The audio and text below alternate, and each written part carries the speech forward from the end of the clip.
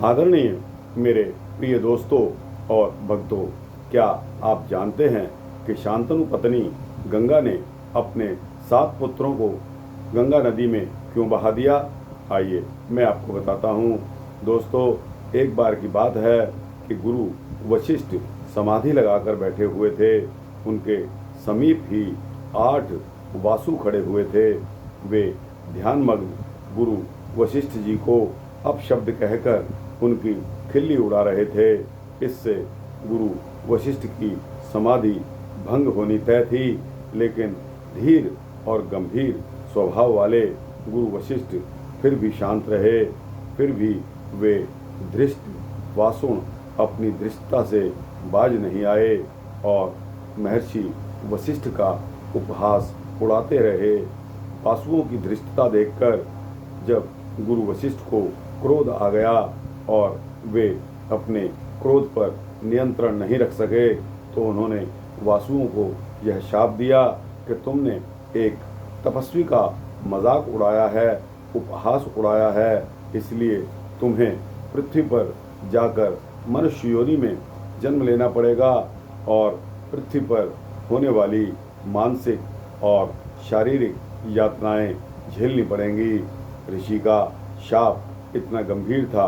शाप सुनकर वासुओं को अपनी गलती महसूस हुई और वासुओं ने क्षमा मांगते हुए अपने शाप को वापस लेने की विनती शुरू कर दी। दोस्तों, गुरु वशिष्ठ को उन वासुओं पर दया तो आ गई, लेकिन वे बोले, शाप तो अब वापस नहीं हो सकता, लेकिन मैं तुम पर इतनी दया कर सकता हूँ कि तुम सातों ही पृथ्वी पर जन्म लेते ही मर जाओगे और तुरंत स्वर्ग में लौट आओगे। लेकिन दोस्तों, उन वासुओं में 8वां वासु घमंडी और बहुत शरारती था। उसे अपनी गलती पर कोई पछतावा ही नहीं था। वह चुपचाप एक ओर खड़ा रहा। गुरु वशिष्ठ ने उसे बुलाकर कहा कि तुम बहुत ही उद्दंड हो, तुम्हें अपने अपराध पर कोई पछतावा नहीं है, इसलिए तुम दंड के अधिकारी हो।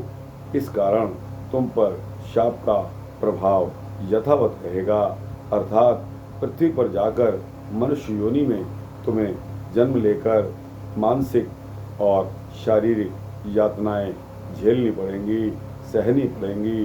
तो दोस्तों, वही 8वां पुत्र देवव्रत यानी कि भीष्म पितामह, जिन्होंने प्रतिज्ञा कर डाली और आजीवन उन्होंने ब्रह्मचर्य का पालन करके अपने जीवन को समाप्त कर लिया, अपनी प्रतिज्ञा से बंधे रहे और शारीरिक और मानसिक यातनाएं झेलते रहे।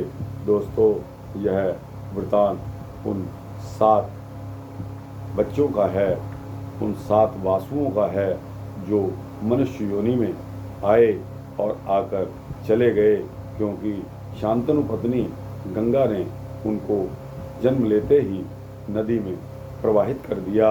दोस्तों, 8वां पुत्र जो उद्दंड था, उसको मानसिक और शारीरिक यातनाएं झेलने के लिए जब राजा ने गंगा को टोक दिया तो वह छोड़कर चली गई।